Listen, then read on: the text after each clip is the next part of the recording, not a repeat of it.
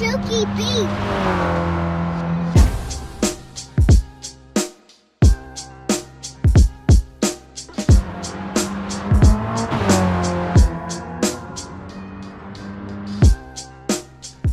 Hello and welcome back to the channel. Today I wanted to do another rally setup video for you, but with the cars that I've been playing around with, neither of them are going to be competitive enough really with the previous cars that I've used for other videos.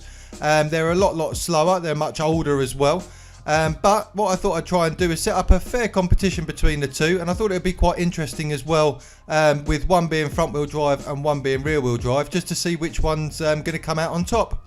As you saw in the intro, the two cars we're going to be taking a look at today is the Mini Cooper S from 1965 and the Alpine A110 from 1972. Now when you first unlock both of these cars, they're not particularly similar to each other in terms of power and everything like that, and for this test I want it to be as fair as possible. So what I've actually done is I've taken a look at both of these, and to get them as close as possible, what I've done is I've measured the horsepowers per tonne. With the Mini Cooper, I've actually taken the power all the way up to 144 brake horsepower and dropped the weight as far as I can down to 556 kilograms. That gives it a horsepower per tonne rating of 258.75. And with the Alpine, I've taken the power to 170 brake horsepower. Now there is a lot more available, but I haven't used it so that it's exactly the same, or as close as I can get it to that Mini. And I've taken the weight to 657 kilograms, which gives that one of almost identical 258.99 horsepower per tonne. So hopefully, with all that in mind, this should be a reasonably fair test then to see whether front wheel drive or rear wheel drive is going to come out better on a rally circuit. I've given myself 6 laps with each of the cars on the Sardegna Windmills course. And what I'll do now is show you the best lap I achieved with each of the cars, and we'll start with the Mini, so let's take a look. So with the Mini, we're joining the attempt on lap 4. That did turn out to be the fastest lap of them all. After that, I was just pushing too hard, and I did hit a few sides. It just never improved. Something that I did want to make absolutely clear though is that with the settings for both of these vehicles, although I've played around with the power and the weight, everything else has stayed exactly stock. I found that both the cars seem to handle really well in their normal form. Even with the increased power, they didn't seem to struggle too much. Both cars obviously have a lot of rally history, so they seem to have set them up really well within the game to deal with this sort of surface and the kind of things you're going to come up against whilst doing the rally stages. Obviously the Mini here, being front wheel drive, you do experience a little bit of understeer. It can be a little bit unsettling at certain times. You'll be going into a corner, it just keeps drifting wide, but then suddenly it'll just grip in and sort of snap back. It's not the nicest feeling. Certainly I do a lot of drifting, as I'm sure you're aware after watching some of my other videos. So I don't particularly like that feeling within a game, but you do get used to it, and actually the Mini itself is very precise. You tend to drive a rally stage with this car very much like you would on a track. It's got loads of grip, you can point it exactly where you want it to go and it will just stick to the surface. For me though, if I'm completely honest, I definitely prefer a rear wheel drive car or even a 4-wheel drive car on this sort of surface. But at the same time, the Cooper really did surprise me. Looking at the figures, I thought it was just going to be so slow, not enjoyable to use at all, but actually you can have a lot of fun in it. So we're just coming up to the finish now, and with the Mini I completed the lap in 1:34.838.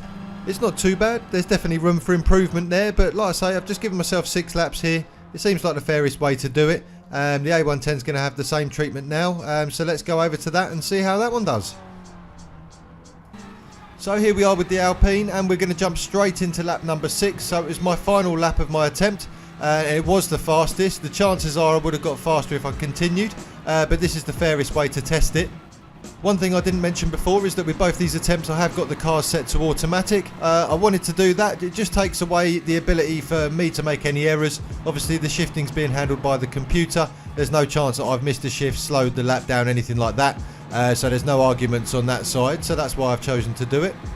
Obviously this car is rear wheel drive. I do feel a little bit more at home with it. I love the way it slides about. With the power that it's got in this configuration, it works really well. There's no real chance of going into any sides or anything. It's very manageable, but at the same time you can have so much fun with it. Just let the tail end slide out and it feels so good. Obviously though, sliding about is never the fastest way around a track, so I was a little bit dubious with this one. Would it be able to keep up with the Mini? But as you could probably see from the previous times there, it was doing really well against the Mini. I certainly didn't think it was going to be any problem whatsoever. Whether that is just down to my driving style and this car suits me better, I'm not entirely sure. But maybe you guys should give both these cars a go for yourself and see what you think. And make sure you let me know. Use the comment section. Tell me which car you prefer, and also if there's any cars you'd like to see me doing in the future on here. And as I'm coming around these final corners, just check out how nimble the car is. I mean, you can take these corners really tidily if you want to, but just put your foot down a little bit and you'll get that back end out and you can have a lot of fun with it. It really is a car of two halves, and I think it's absolutely superb. And so as we come down the final straight here, you can see the time's going to be pretty good. It should certainly beat the Mini, and we come in with a time of 1:33.577. So yeah, excellent, beats it by over a second. So in this case, rear wheel drive has definitely won the event. Now I was going to leave the video there like I normally would. We know who won. The rear wheel drive came out on top. Is it the most scientific result? No, it's not. There's loads of variables in there, but for what I was trying to achieve, it did the job. It tells us which the better car is, and to be honest with you, definitely when you're driving it, I think the A110 feels like a much better car. But I didn't want to leave it there. The Alpine still had more power to play with, so I thought, take away the variable, let's get rid of the Mini, and let's just enjoy the Alpine for what it is. So what I've done is I've taken the power all the way up to the top. I've done I've done quite a few laps with it actually, just to see what I could do with it and see how much of an improvement it would make. And I have to say, this is probably my favourite rally car that I've actually used in the game now. This car really surprised me. I mean, it is so underpowered compared to many of the other things I've used. I never thought for a million years that I'd be sitting here saying this is the best car that I've used for rallying in the game. But genuinely, it feels so raw. It feels like it's got more power than it's actually got. And the way it just floats around the track, you're just skidding everywhere. And it feels very much like if you ever played it like Sega Rally did back in the arcades.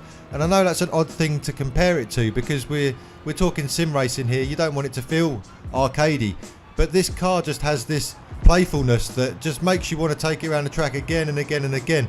And honestly, if you haven't tried it, please go out there and try it. It's so much fun. I would like to say a big thank you to all of you that have subscribed to the channel so far. You're making it grow at a great rate, and yeah, I can't thank you enough, to be honest. It's great with your support. It just makes me want to continue. And if you haven't subscribed yet, make sure you do. I've got lots of new content coming soon. I'm really looking forward to the Dirt Rally 2 release, so hopefully I'll be covering some of that. And obviously the Gran Turismo stuff's going to keep on coming. I'm still loving the game. That's never going to go away. So what I'm going to do now is I'm just going to leave you with some footage of the fastest lap I got with the A110. I actually achieved a 1:31.990. That's just with the power maxed out. Obviously everything else has stayed the same, so I haven't actually changed any of the settings whatsoever, other than obviously the weight was lowered in the first place, power's been put up to the top, and it is ready to go. I mean, the time's very good. You're talking 2 seconds quicker than what we got with previously when I was up against the Mini, but you look at it against some of the other cars that I've played around with in the rally series that I've done here on the channel, you think, the Skyline, I achieved a 1:21, so it's 10 seconds slower than that. But I'm still going to put my neck out there and say that I think this is a better car and far more enjoyable to use anyway. So please, again, if you haven't had a go with it, give it a go. I think you'll really enjoy it. I hope you've enjoyed today's video. I've really enjoyed making this one, but hopefully I'll see you guys on the next one.